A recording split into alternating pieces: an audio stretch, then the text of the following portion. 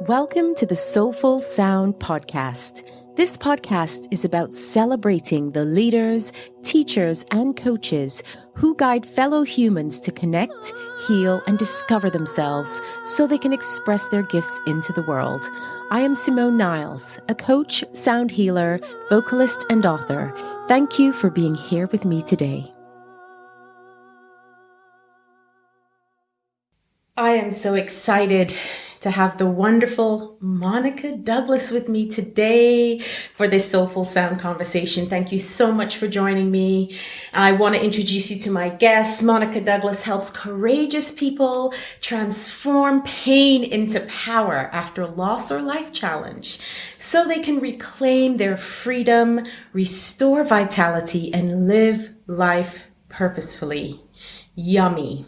I absolutely love that and want to know more about the work that you're doing and how you're serving in this way. Transforming pain into power is powerful. So talk to me about that and what you do. Yeah.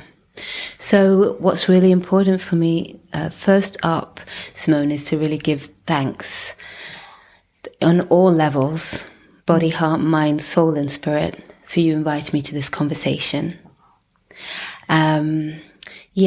For me, this whole idea of transforming pain into power is by recognizing that which we go through, which is either that which is truly painful, uncomfortable, that takes us off where we thought we were going off track, are often the moments where we really have an opportunity to feel into our fullness, feel into our power, and express our true selves. So this is why the invitation is for the courageous. It's always the brave and the courageous that work with me, to actually allow themselves to go to those places, and reclaim their energy and their power from them. Yeah, I think it's very good for you to make that distinction, that you work with courageous people.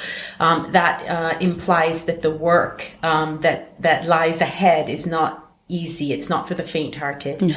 And of course, there are many people out there who may not be ready, but there are ways in which they can build up to that courage so that they are ready and willing to kind of just step into the experience of reclaiming their power, which is wonderful. Yeah. Definitely. And you spoke about after loss or life challenge. So I know that you work a lot around the area of grief. I'd love to know more about that and your approach and how you help people in those instances specifically. Yeah.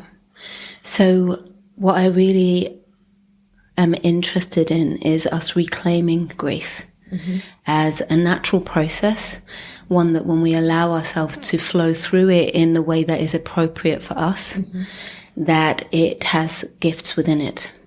Now I feel that, as I'm an interfaith minister, so that means I work with people of any faith or none, holding safe, sacred spaces, either for ceremony and ritual or spiritual counselling.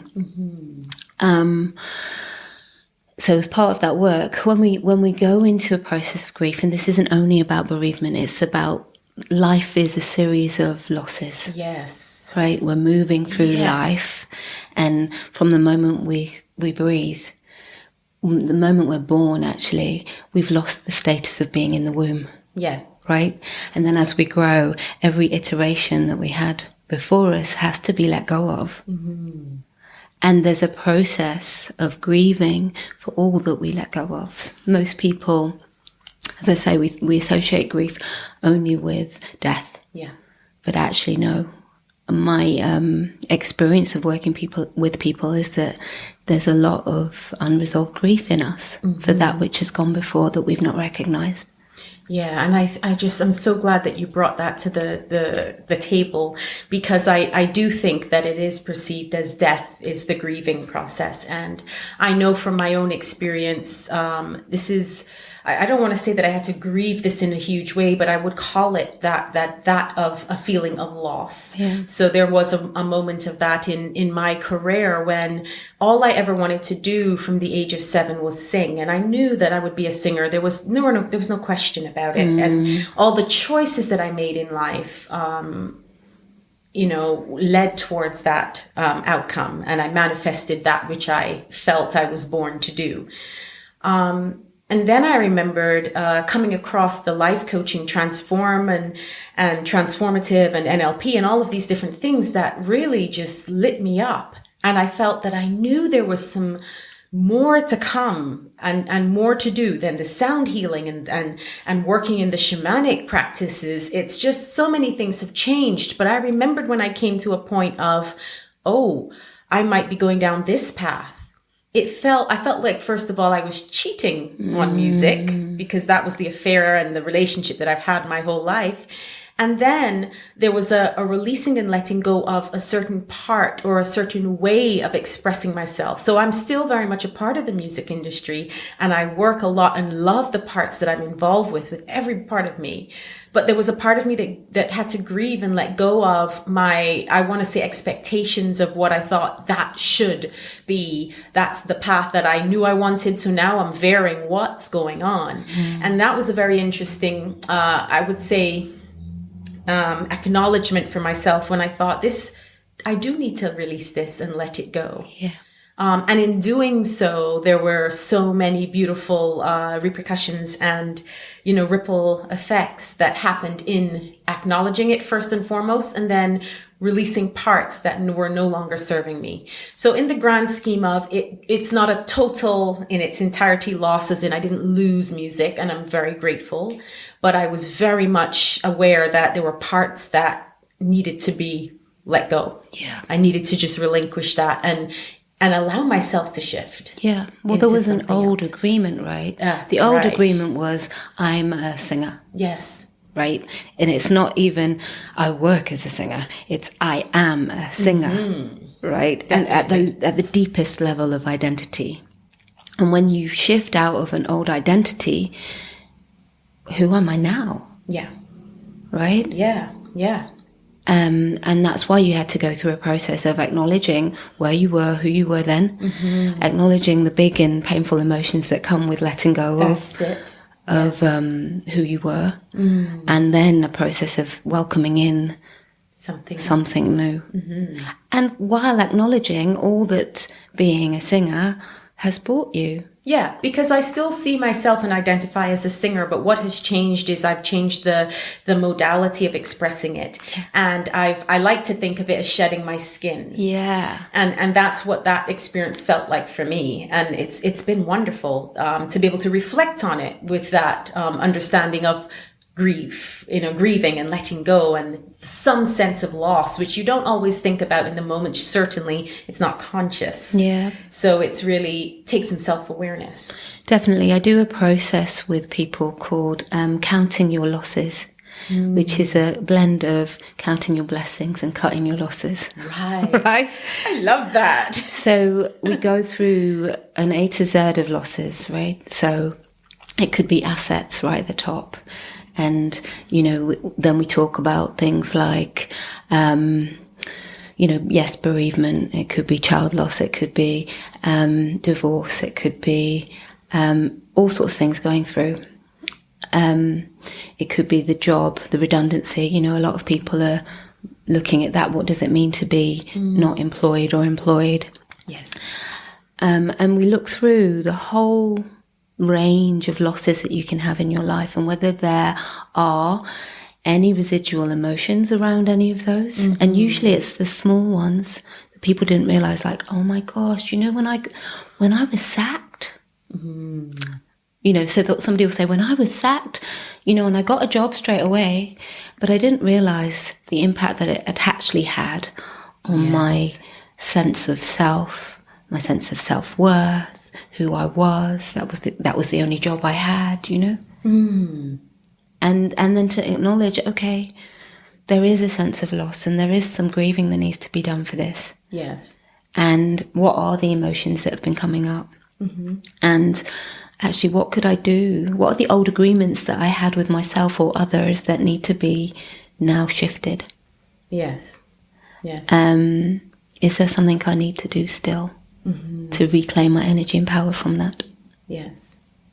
I love that. And do you work in this, because you mentioned a few of the things that you do you work with a specific modality with regards to helping people reclaim their energy? You mentioned the word ritual. So is there a school of thought that you feel like you work very well in? So for me, I have a very synergistic approach. So it's body, heart, mind, soul, and environment. Mm-hmm. So there'll be a number of modalities that I will bring to that. So over the last 20 plus years of doing this work, yes, there are a number of things that I will bring into play. Mm-hmm. So, it could be something that's working energetically or physically on the body. Yes. Some yoga practices, some breath work, mm-hmm. some nature-based practices that really, or dance that get people back into the body. Yes. If we're looking at the heart and the mind, we'll be doing mindfulness work, we'll be doing some counselling, some coaching, mm-hmm. some mentoring. Mm-hmm.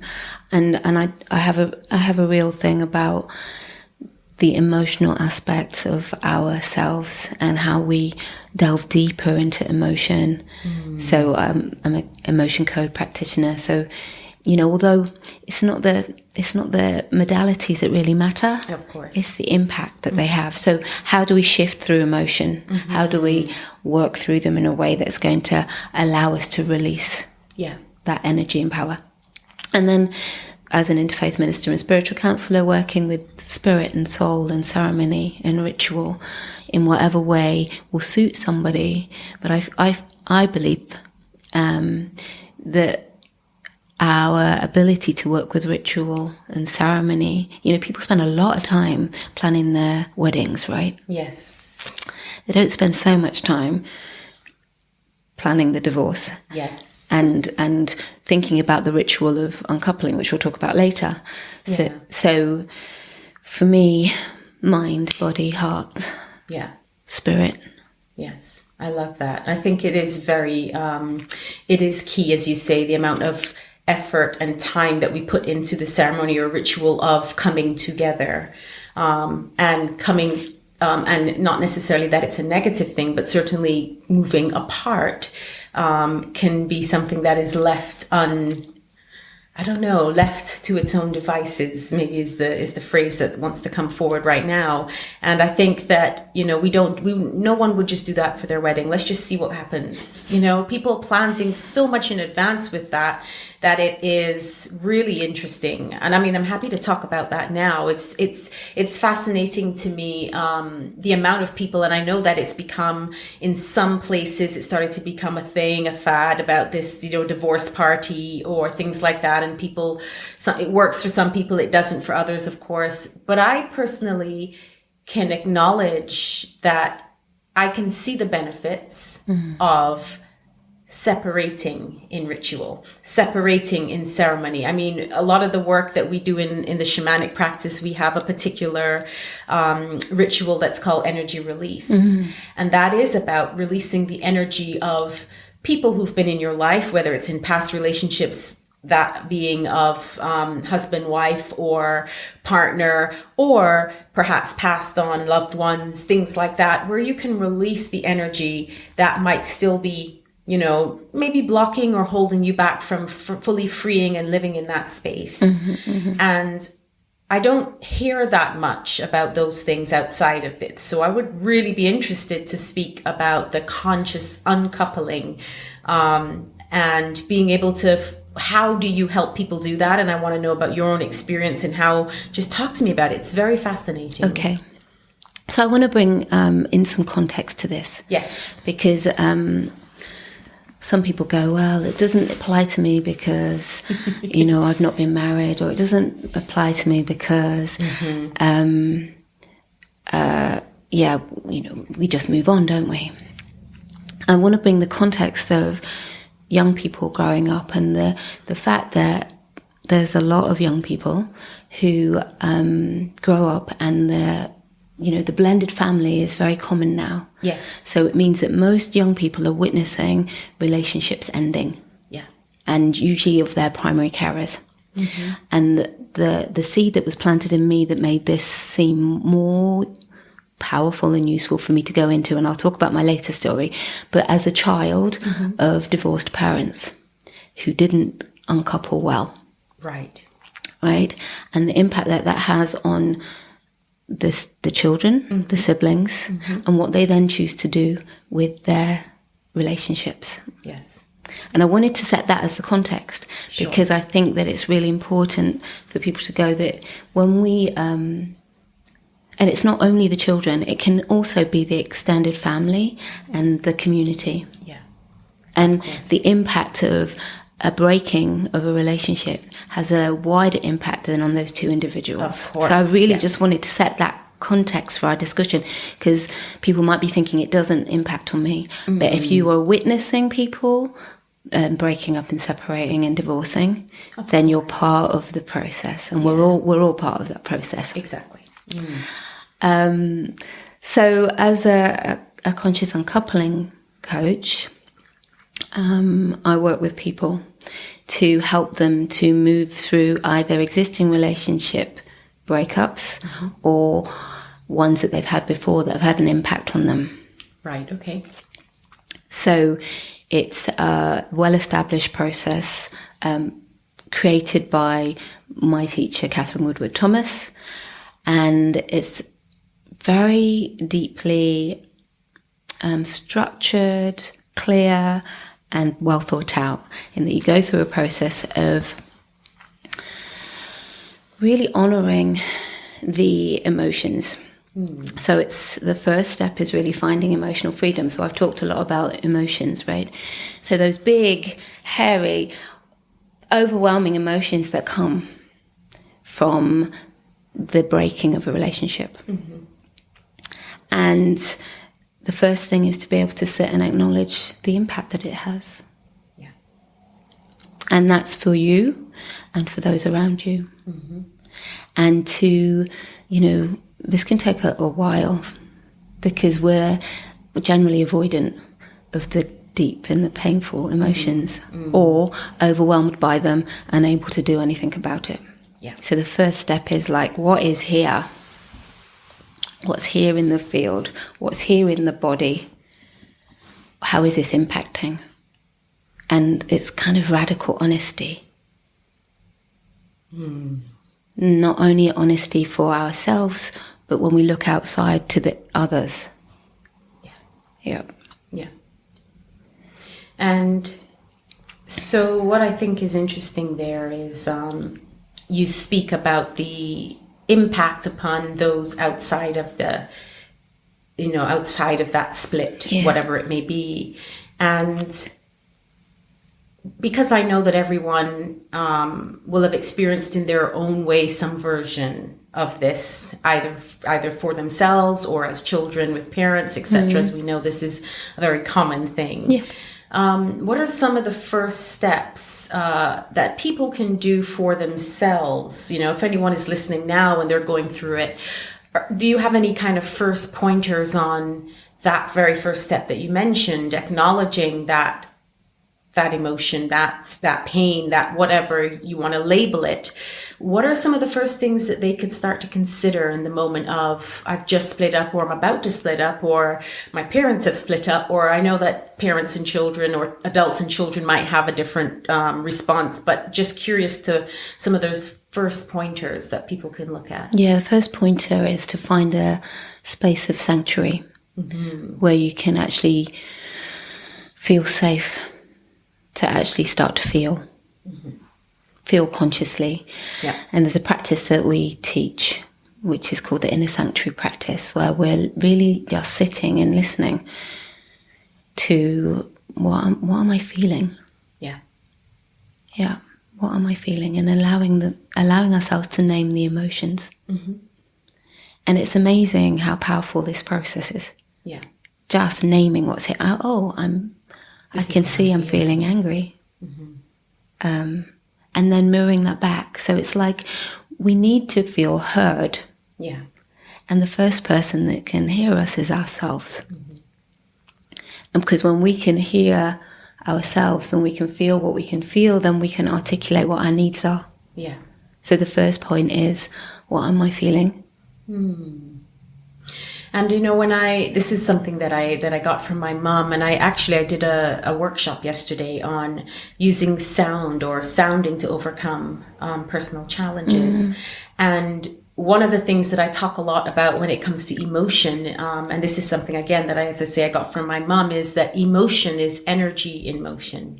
So emotion, and which is why I feel, as you say, coming to a place of acknowledgement is potentially very helpful at the start, because sometimes we don't quite know what's going on, and it just feels like a big energetic collage of lots of different things that you don't know. And when you're not able to not necessarily label it, but get in touch and find whatever that right label is for you, whatever you want to call it, without judgment, then a lot of times things can be swept under the carpet.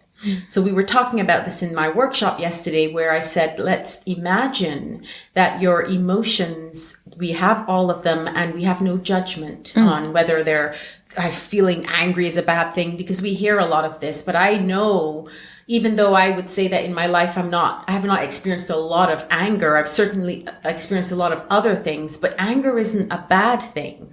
It's how it's transmuted and how it's used. It can ignite change. It can do a lot of stuff. Yeah. And so without labeling them as positive and negative, but acknowledging what it is that you're feeling and realizing that that is I would say a cluster of energy that's moving in a particular way in you, that when you have a sense of what that is, then there's movement. Yeah.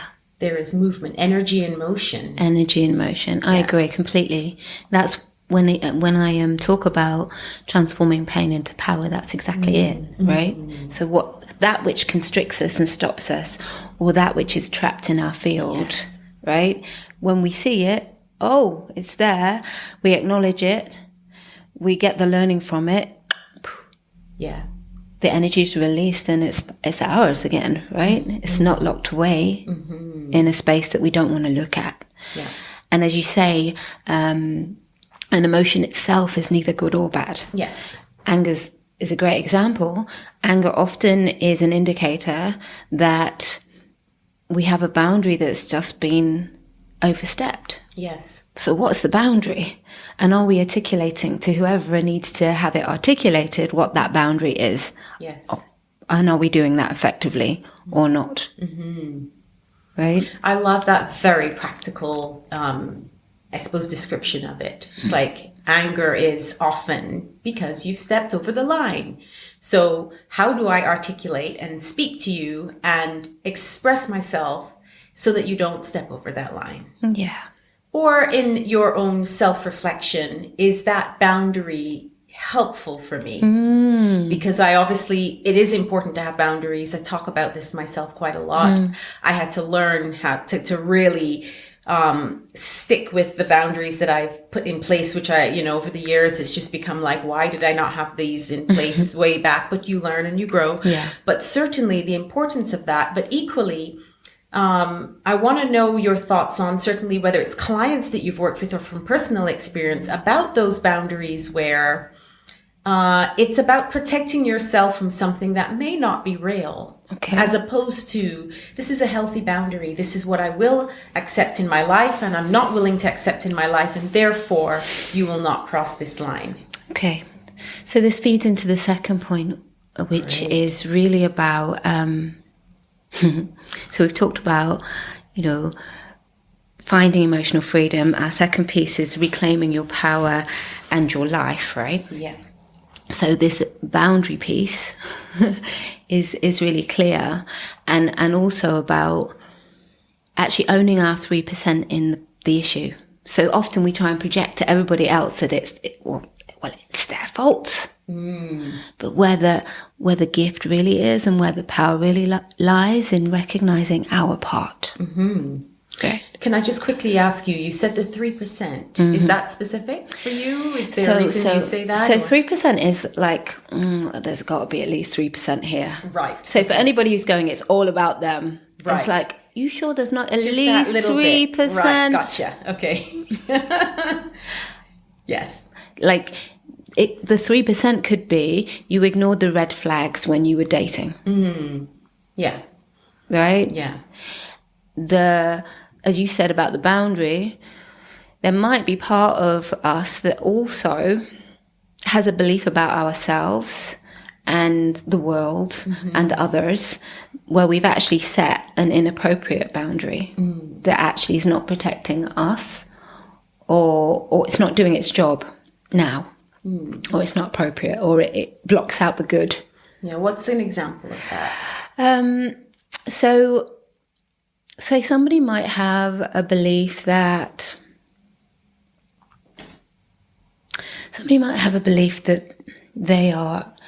they're innately unlovable, right? So they might set a boundary out here that that blocks all the people that might want to love them, but lets in all the people who would want to actually confirm to them that they're innately unlovable. Yeah. Yes. Great. We've all got a friend who does that, right? Yeah, I wanted to bring that example in because you've given so many practical examples of the other side. So this is great because, yes, people can relate to this. People can relate to that. Yeah, I don't believe I'm worthy of this. And then, therefore, that is what you manifest, or that is the paradigm in which you then operate. Yeah. And so this is a really important distinction, and I love that you are speaking to both sides so that people may be able to recognize themselves in it, and then, as you said, coming into that, finding that sanctuary, finding that, whether it is that first and foremost you speak to yourself and you listen deeply to your own needs, and or perhaps reaching out to friends, people you trust, family, parents, or whoever might be in your circle that could help you identify and acknowledge what you're feeling and going through. So really, really practical, yummy stuff here. Talk to me more about when you say conscious uncoupling. Yes. Talk to me about that. How is that? Have you had any experience of conscious uncoupling in your life, and how have you managed to work through that? Yeah, so the reason why I came to conscious uncoupling was that I was in the process of uncoupling from a 27-year relationship. Wow, okay. So one that was incredibly powerful and loving and connected relationship, but had run its course. So if you can imagine, that wasn't an easy decision to make. Of course. And I wanted to do it in a way that would honor the relationship and all of the good, and enable me to be really clear about the stage of life that I'm in now. Yes. And the stage of life my former husband was in. Yes. And allow us to move forward. So I came to the process of conscious uncoupling as we were going, okay, how do we navigate this? I don't choose to specifically talk about the implications of that in our relationship publicly, because that's one of the agreements that I have with him. Yeah, that's your All business. I can say is that for me, the 2.5 years of doing that work, including training in it, have been so healing, so powerful, and enabled me to move through what has, I can say, has been one of the most difficult stages of my life in a way where I now feel whole, free, and able to honor my former husband and our relationship. That is beautiful. That is beautiful. Yeah. And that is, as you say, going through that pain to reclaim your power. Because we know it's not, 27 years, it was like we were fine. We just came to the end, and we just thought, that's cool. That's it. And I'm not to say that doesn't happen for some people, but I completely understand and can completely appreciate the journey and the process that you have gone through, and I'm sure will continue to go through as you continue to heal, and he does. And I think how wonderful that you can, after 27 years and going separate ways, have such love, respect, and honoring in your space and in your heart for that, because we know a lot of relationships break down, and they're not always a pleasant ending. very often, perhaps more so the other way around.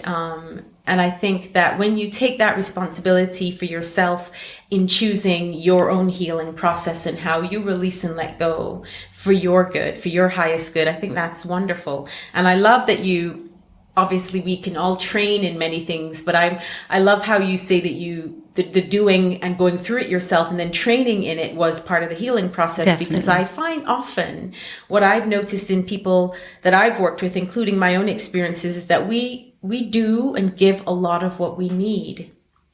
And, we speak about this as in one of the podcast episodes I did recently, we talk about that often when you're teaching or you're coaching or you're having conversations with clients and in your mind is like, wow, I needed to hear that. I really needed to tell myself that. And I love that reflection and the catalyst of the other that sometimes then allows us to look within and go into that deep space of healing that is needed. So I'm thank you for sharing that. I know it's not an easy thing to talk about, but I really appreciate that because I think it's important for people to be aware of what is possible. Definitely. And I think it's really important to talk about it. Yes. And to talk about it in a way that is honouring and respectful, and also that is transformational for others, because I think it's really important for people to know that it is possible to move through the process. So whether your partner comes with you or not doesn't matter, actually. It's an internal process. Yes. Yeah. So I think it's really important to say that conscious uncoupling is not... it's not couples counselling, so you don't necessarily do it together at all. No. And if you are doing it as a couple, your partner is doing it separately to you, and then there's times when you come together at the end. So we've talked about the first 3 stages of conscious uncoupling. We've talked about finding emotional freedom.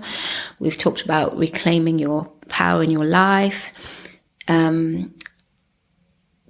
The third part is this breaking of the pattern. So we might, as I said, we look at what are our core beliefs about ourselves that have been illuminated by this process. So separating, breaking up, divorcing from someone is a really powerful opportunity to look at who am I? We started the conversation about what happens when our identity shifts. Yes. Yeah. So if we've got an identity of I am so-and-so's partner and we're no longer that, what does that mean? And what do we believe about ourselves after going through that process? Yes. And who are we now? Well, I talk about my mum a lot when I talk in these podcasts because of a lot of the things that she's passed on, I'm so grateful for. But often if I introduce my husband, I say, oh, this is Rafan, meet my other whole. And people get taken aback initially because it's very common to hear, oh, this is my other half.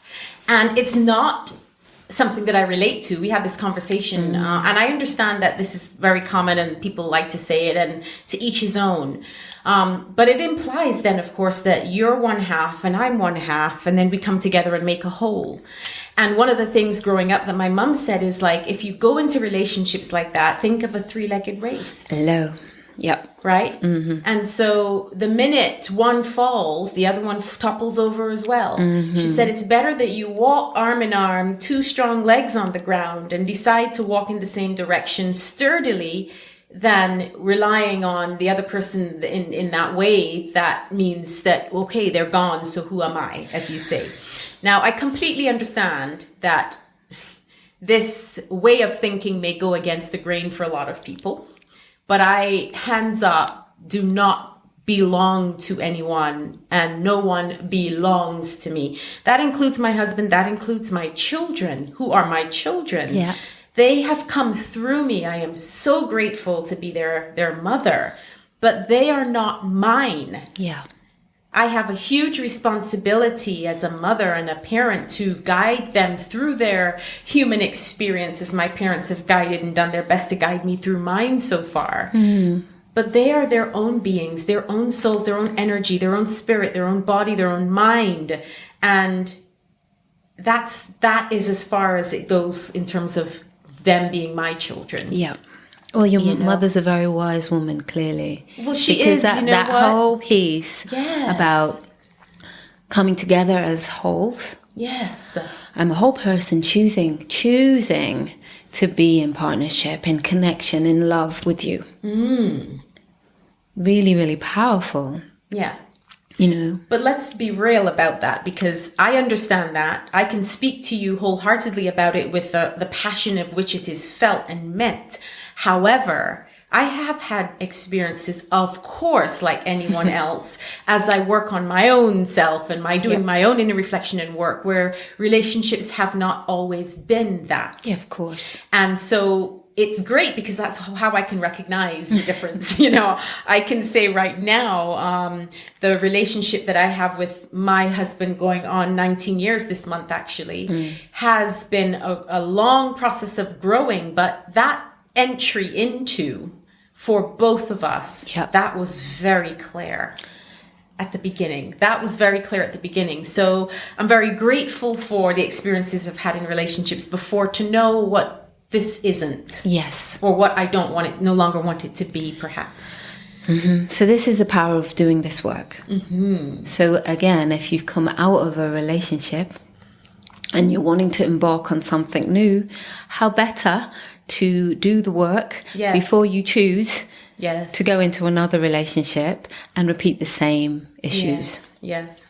So that's why when you consciously uncouple, one of the benefits of doing the work is that you become really clear about, actually, what did I need to learn? Yeah. And what is it that I am now committing to doing or not doing in the next relationship? Because a lot of people shut down and go, okay, I'm done with that. I'm done with relating with other people. Yes. And this is about regaining trust in who you are, your awareness, your level of discernment. Yes. So then you can choose. And you will notice what works. So as you said, you came from other relationships in the past where it hadn't been such. And then when you chose to connect again, you did that very consciously. Yeah, definitely. Yeah. Definitely. Thank goodness for learning and growing and falling down and making mistakes, which I'm all about. Make them, and then stand back up and learn from them and keep going and keep making them, because they're just feedback for me. Exactly. And that's the beauty of step 4 of the process. Yeah, I'm taking you through the process. I don't even know. Go on. The beauty is actually that that level of awareness that you've gained, the ability to forgive yourself for not knowing what you didn't know. Yes. You don't know. Right? Yeah. Having healed in step 3 some of those false beliefs that you had about yourselves, others in the world, we can now go, okay, what agreements did I make that I need to let go of? Yes. Right? Whether that to be to your former partner, to yourself. It's like old agreements, they hold us hostage if we're not careful. So it's like, what were they? And they could be your vows. Yeah. Right? So as I said, we go into the relationship, or we go into the situation quite consciously. Yes. Make very clear vows, sometimes at a level of soul. Yes. We need to look at those and offer them to be released. Yeah. And then sometimes it also means we need to make an amends. In order for there to be a smooth transition to the next stage, sometimes we need to make an amends, and sometimes that could be a really, it can be a real challenge. Very humbling experience, I'm sure. Yeah. Because, whether that be, I'm going to bring back in, because I've got this passion about children being able to move through their lives well if they've come out of a separated relationship. Yes. So it might be that we need to consciously make an amends to our partner about how we co-parent our children, or how we run our business together, or whatever it is, Yes. in order to go, I'm honoring the past relationship. Yes. I'm honoring all that brought us together, and we're moving forward in a way that we're not doing damage. Because we see when people don't do this work, unintentionally and intentionally, yes, deep damage done. Yeah. Just want to pick on one point you said, and then I'm just going to ask you about the unconscious coupling in another realm. And so you spoke about making vows. Yeah. And you said sometimes soul vows. Can you speak to that? Because I want people to hear from you that distinction between making vows and then the soul vows. What's that? What's that nuance? So for me, if you are aware of our different layers of being, so we've talked already about body, heart, mind, and soul. Sometimes we can, at a cognitive level, go, okay, I'm going to make this commitment. Sometimes it's at an even higher level, and it's almost like you're making a pact for good forever, right? And, many of the vows that people make in religious ceremonies or faith-based ceremonies are at that level, especially if you have a belief in spirit, soul, God. And if you're making vows at that level, know that they also need to be released at that level. Yes. So this is why I do the work that I do with people when I do the spiritual counseling. It's like, where is this sitting in your energy? Is it sitting in the body? Is it sitting in the heart, the mind, the soul? Yes. It may be in all layers. And if so, we need to do that work. Yeah. Yeah. Thank you. Love that. Just wanting to kind of go a little bit deeper there because I know what's beneath the surface and I want you to kind of go there.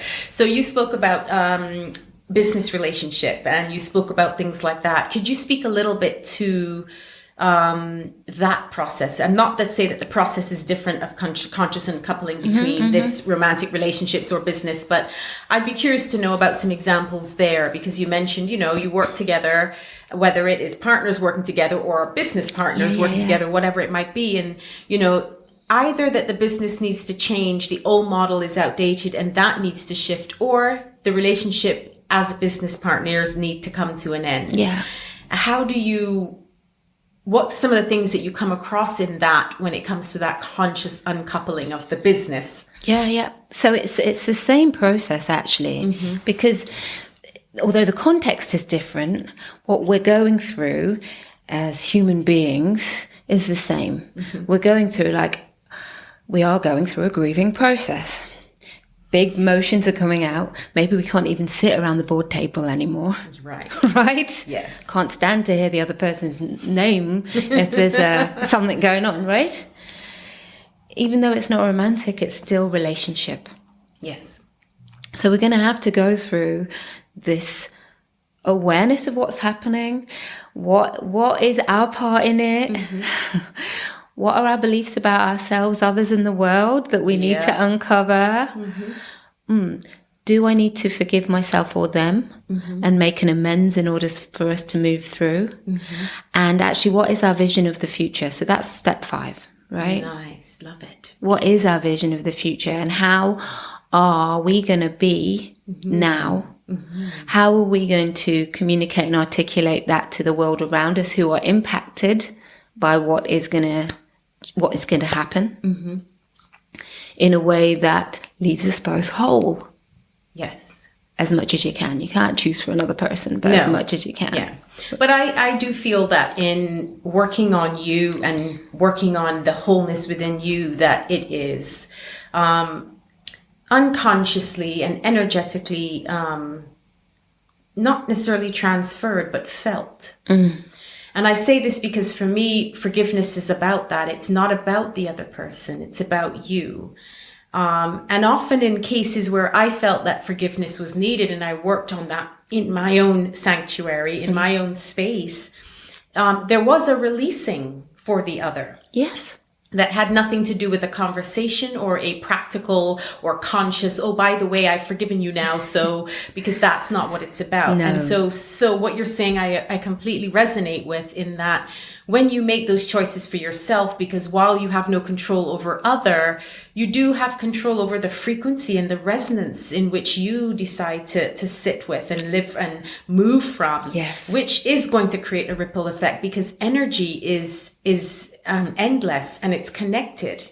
We are separate individuals, but in terms of energy and understanding physics and how energy works in the world, I mean, we live on a vibrational planet. Everything is vibrational, which is why I love the working with sound, because it's all vibrational and frequency. You start to recognize all of those little webs that, even though you think, okay, you're over there and I'm over here and you're different and I'm different, and this is like, well, you can make distinctions because they're needed.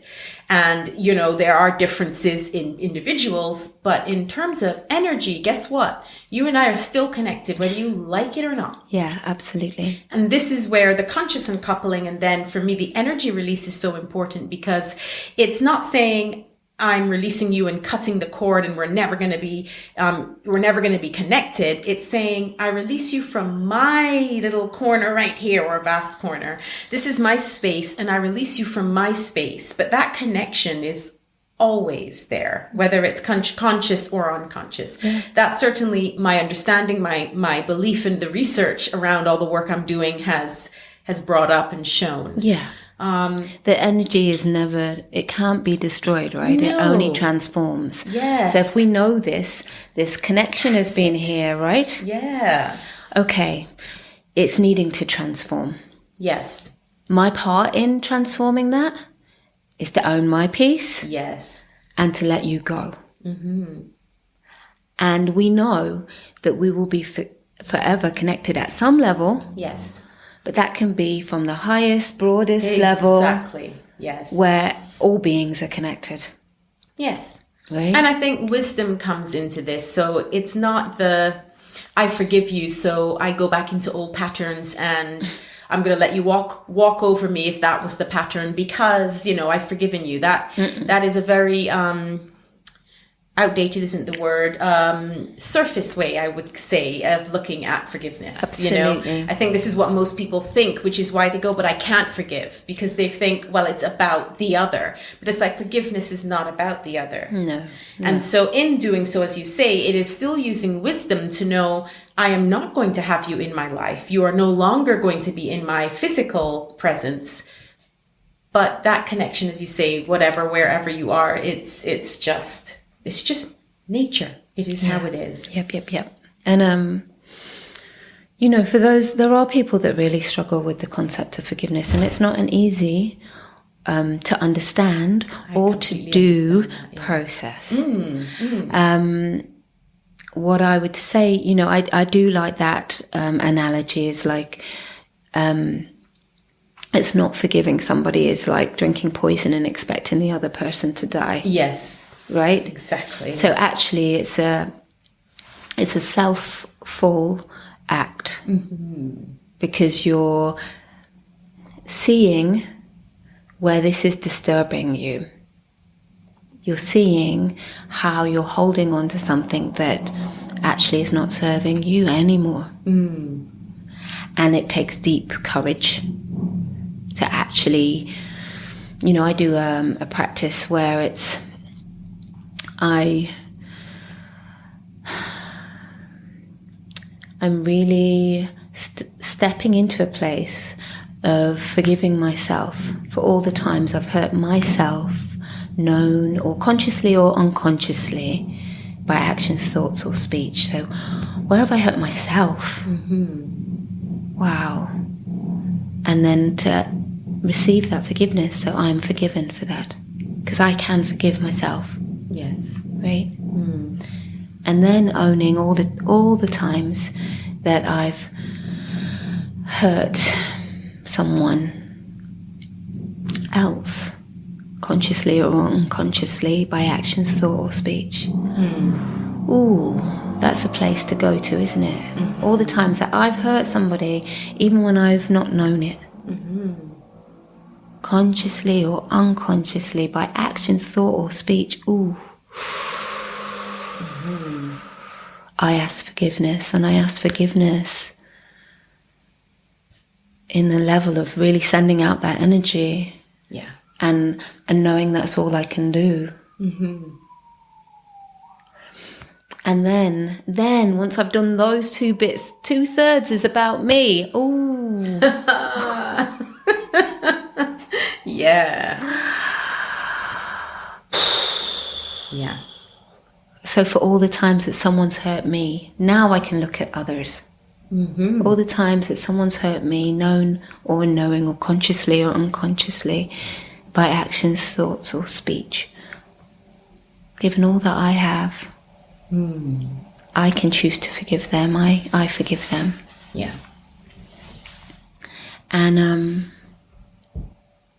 for me, it shifts the energy of forgiveness, because it always starts here. And for those who come from a particular faith tradition, you can call on your higher self, you can call on spirit, you can call on God to hold it all. Yeah. And for those that have no faith, think about the nature, the natural process of that which comes into being and that which transforms and transmutes into another way of being naturally. I love that. So that's a 5-part process. Is there a 6th? What, with conscious uncoupling? Yes. So it's evolving love. It's not part of the process, but if people choose to read the book, it's like, what difference does this make to how we operate in the world, in love, in relationship? And this is our own reflection. This is our own way of expanding from this being something that is then centered on us. Yes. Centered on our community and the wider world and how we show up. Yeah, I love that. I know that there's and I cannot remember the word to speak to it, but I know there is a practice like that very much in mindfulness and Buddhism. In fact, in my sound baths, when I was doing them live anyway, because I'm doing them online at the moment, but when I was doing those voice baths at the end of and I know we did this in our sound healing as well, we created a wonderful energy and worked through everything and learned things for ourselves and did the inner work, and then at the end we sent that out into the world. And I think that is a really important practice, in fact, recognizing and talking about that inner work, that inner world, and starting here, but it doesn't end here. No.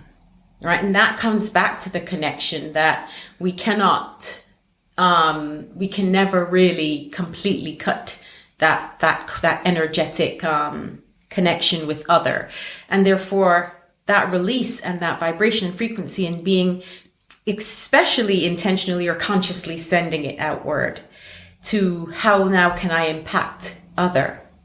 I think it's really powerful. Yeah. Absolutely. It's really powerful. I think it's a piece that's often ignored. And I think it's something that needs to happen more. So often I say this, we have people who give, do for everybody else and forget about themselves sometimes. We have the opposite, where it's all about the inner work. I'm making sure all of this is going on with me and healing, and then it's not put outward. And both are important. Yeah. Well, it's not balanced or... it's not balanced or in harmony. Yeah. We have the gift of relationship. And, I think, as I said, I had this wider context of young people and those that come after us. Whether we have children or not, it's not that. Yeah. It's our community. You still have children in your field, right? Yes, of course. Who will have relationships, and what they're seeing will impact how they operate. And for me, this is why I feel like, it's got its title, Conscious Uncoupling, but it could be another title. For me, it's about being in relationship and releasing relationships once they've ended well. Yeah. That in a nutshell. Yeah. Yeah. Really. Yes. And actually, I really feel that it's a unique opportunity for us to grow through relationship. And to send out a message in the world for those that are coming after us, that relationships are, there's this whole reason, season, lifetime, right? And I think that having that parameter around it also helps. So it's not a failure for a relationship to end. Yeah, of course. There's a natural cycle in a process. And when we honor that, yes, it frees us up. We can have a divorce party if we want, right? Absolutely. Why not? Or we can have a ceremony which says, which I think is a really beautiful thing. It's often as part of the conscious uncoupling process, people have a ceremony or a ritual. And if you have some way of communicating to your family, to your friends, to your colleagues, that there has been a shift in the relationship. And that's all they need to know, really. There's been a shift in it and that we're doing all right. Yeah. Right? How much angst would that release from the world? Yes. Yes. And unfortunately, our legal systems are set up to promote friction. Yeah. That's very, very true. It's combative, it's, competitive, it's adversarial, unnecessarily.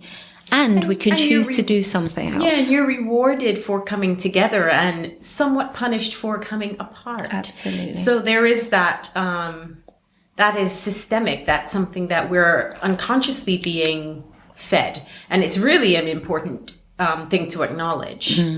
Right now, especially. Definitely. Especially, I think one of the things about being in lockdown when we're recording this is that a lot of people have had a lot of time together and to think about whether their relationships are right or not. Yeah, yeah. Right? So should somebody be in a place or a position of thinking, actually, I really need to do this. I need to look at this because I'm not sure. Doing conscious uncoupling is one way of working through whether it is right or not. And actually, you can do it even if you want to give yourself the chance of staying in relationship, because what you could be doing is uncoupling from the old dynamic. Right? So there's something that's not working here. Let's uncouple from the old dynamic. Let's see what isn't working, what we need to shift and change in order for there to be a new era. I think that's a really important distinction. I often say, when I talk about my own personal relationship with my husband, I always talk about, I think one of the main reasons that we're still together and happily so today is because of that communication at different points in our relationship where we can say what was is no longer working. Yes. And that doesn't mean, okay, then we split up and move on then. It means, can we come together and work on, and we're not always in the same place, of course, with it. So it's the openness and willingness to listen. Yeah. To listen deeply to someone else. Because as you spoke about wanting to be heard and wanting to be understood, that is fundamentally a human right and a human need. And so with that, the communication of this is no longer working as it was, because you often hear people say, yeah, but when we were first together, you used to do this, or I used to do this for you. And it's like, well, you grow, you change, you evolve. It doesn't make one less important now. It means that your needs have changed. My needs have changed. How can we support each other in the new evolving versions of ourselves? Definitely. And I didn't actually think about that as the conscious uncoupling of situation throughout, the relationship, but in fact, that's exactly what it is. Yes. It's like, we don't want to be this couple anymore. Yeah. New one. This is the new couple that we are. Yeah. And now we're existing from here. And then, okay, and then there's this lovely sweet spot of that as well. It's not always easy. I'm not saying sweet spot as in, oh, this is lovely, let's change what we were. No. But I call it a sweet spot because it's uncomfortable. Yes. But I know that that's where the growth happens. So I relish in it now, in that, this discomfort, I know what's coming on the other side of this. Yeah. And so I think it's wonderful to actually think about it in the span of a relationship, even a long-term healthy relationship, those conscious and coupling moments that create the evolution of the new. Well, that's what we always used to say. Over the 27 years, me and my former husband used to do that. Yes. That navigation, that's how we lasted so long. Yeah, of course. Right? Yeah. So it's like we always used to say, there's been lots of little mini divorces where we've evolved from one state of being into another. Yep. Consciously. And it's just that at that period of time where we did our last review, it was like, okay, this is complete. Yes. It's not a mini divorce now. This is complete. This is it. Yeah. And I think there's great humility in that. A lot of work needed in it. And it's possible. I know that there'll be listeners who are like, okay, yeah, right. Because when Conscious Uncoupling first came out, and I'll name it, it was made in the popular lexicon through Gwyneth Paltrow and Chris Martin, right? Right, that's right. And a lot of people are like, well, that's okay for them. Yeah, it's just another celebrity thing. They can do that, right? I'm like, no, this is for us all. Yes. Because it enables us to leave relationship and move forward in a way that is healthy and whole. And there aren't lots of models for this, right? Yeah. Yes. We've got one that can work, right? And if people are in the place of going, I wonder if it'd be possible to do this, the worst that could happen is you get the book and you read it and it gives you some ideas, right? Yes. The best that could happen is that actually you manage to navigate through what is a very challenging, probably the most stressful process for most people in their life. Because, with a bereavement, it's final. Yes. With a divorce or a separation, the same person keeps coming in and out of your life in a way that you don't want them to be, right? Or you didn't want them to be. Yes. So it's like, it can either be a repeated wounding or it can be a healing and a call to wholeness. I love that. A call to wholeness. Love that. How do you look after yourself? You do a lot of work. I love to ask people who work in the transformative field and the healing work that you do, how you look after you. What are the self-care rituals that you have in place for your own health and healing? Yeah. So, me time. So sacred space time where I really nourish myself on all levels. I had a near-death experience 18 months ago. Wow. And my digestive system completely shut down. And I was not in a very good place and had 4 weeks in hospital, and it was very touch and go. And what that process did was give me a whole new level of respect for my body in terms of what I put in her, how I look after and nourish her as a foundational home. So although I was pretty good, it's really reaffirmed to me how important it is for me to persuade the body first. Persuade the body, yeah. No matter what I want to do up here, unless my body is well, she will bring me down. Right. And not because she's malicious, but because she needs looking after. So, optimal nutrition, water, exercise, sleep. Yeah. As non-negotiables, right? Yes. Absolutely. Let's hope so. But for many people, that's not the case, right? Of course. We've got an idea of how we should be. And, you know, whether that be work, our family, we can put ourselves, our body down the line. Yeah. But she will let us know. Yeah. Without a doubt. Yeah. It's like, hello. Hello. I did say that I was tired. Why haven't you listened yet? Now I'm ill. Yeah. So please rest. Yeah. And, you know, this is after decades of doing this work, right? Yeah.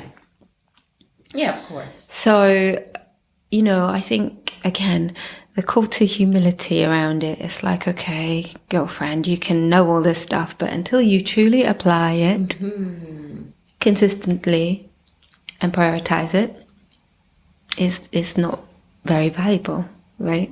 Yeah, Knowledge not applied. Yes, exactly. I see there's a very big difference in having skin in the game than reading the book and spouting what you've read. Yeah. And I think that everyone has to look at that in whatever field they are. Yeah. Or hold their hand up and say, I don't know this from experience, I'm just spouting it from a book. That's okay too, because sometimes knowledge can be passed on that way. But when you are doing the work that we do, yes, I mean, a lot of people say to me, you know, you seem to have everything all together. And I'm like, I'm so glad you think that. Yes, I have it all together. No, I actually use the tools that I teach. Yeah. I go into meditation if I'm feeling unsettled, stressed, whatever life is throwing at me. I do the stuff that I promote for others to do. Definitely. I sound it out. I go into a moment. I cry if I need to. I laugh. I do all those things because I know how important it is to, you know, to do the work. Yeah. To do the inner work, so that in that then ripple effect that we're wanting to create and in the service that we want to provide, we're coming from a much more embodied place. And I think that is, for me, a very important part of the work that I do. It's all about the embodiment of it. Yeah. So the other thing that I do for joy for my body is to dance. Yes, I did see something. I saw something. I don't know if it was on the social groove, media. yeah. You're doing some grooving stuff. Love it. Yeah, for me, I've been a long-term yoga practitioner. Okay. And that's been really useful for me. It's been useful in my recovery. If I've been ill, it's been really useful in terms of maintenance. Yes. You know, I remember once having I had an abdominal operation, was unable to move, so I did like energy release technique practices, wind releasing techniques with the joints from my bed, my recovery, and that enabled me to recover really well, right? So this use of the somatic has been incredible for me over decades, right? And I've always been a dancer, but actually bringing the body and the heart together in the dance through the groove has been an amazing process for me. Yes. Of bringing deep joy and pleasure into the somatic work. And I've used it myself. I use it myself every day. I dance every day. I do some posture, some yoga work as well. But actually, I have to say, don't tell anyone. But don't tell anyone. But the dance has, it's kind of like it's freed my soul through my body. Oh, nice. And I love it, and I love sharing it. It's brilliant. Oh, I love that. So that's how I really look after myself. I love dancing. I love moving, and you know, I love singing, as you know, and sounding. It's just those releases are so powerful. But we do have something in common. Go on. Both coming from Barbados. Yeah. And all. I mean, you have to move. You just gotta move. I got to reference my mother here. Yes. Reference mom. So my Bayesian mother, who is like 80 next year, and she's just like still. I love it.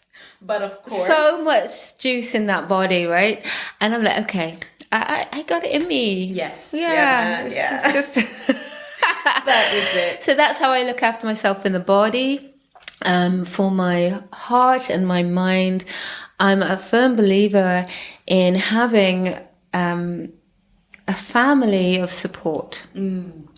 So these are beloved friends, mentors, teachers, peers, who I'm able to be completely at ease with who I choose, who I love and who love me. Yeah. Where I can get some support and some therapy if I need, Yes. where I can get a hug. Yes. And I prioritize that in my life.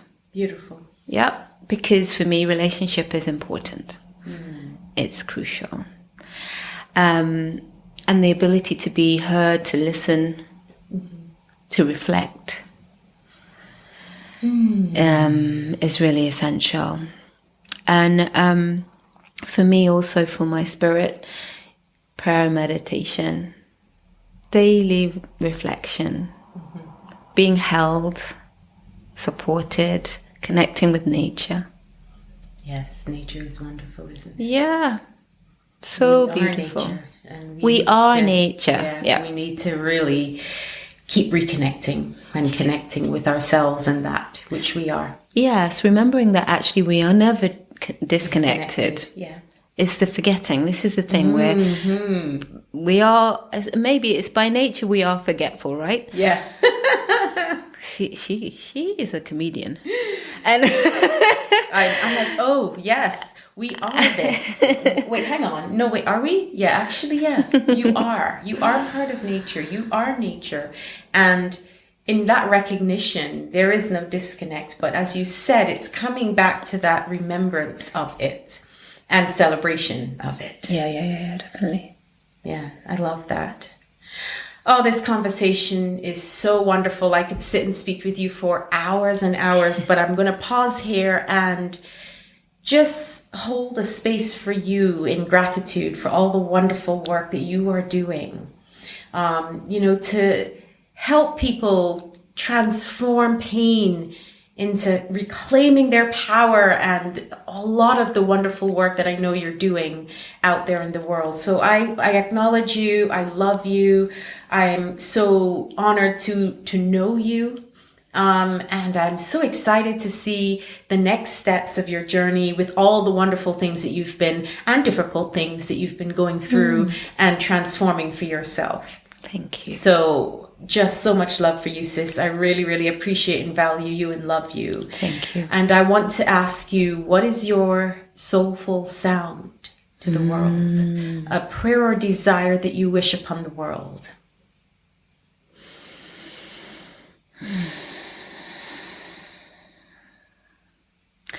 So a prayer or desire that I wish upon the world is that we are able to drop into the vast ocean that is the heart space.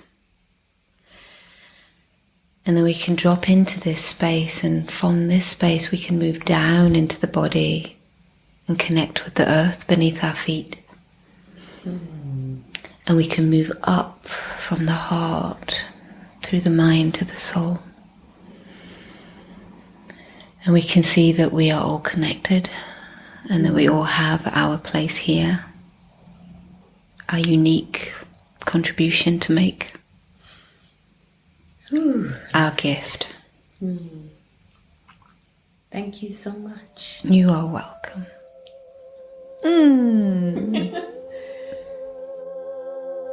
Thanks so much for tuning in. I hope you've enjoyed this episode.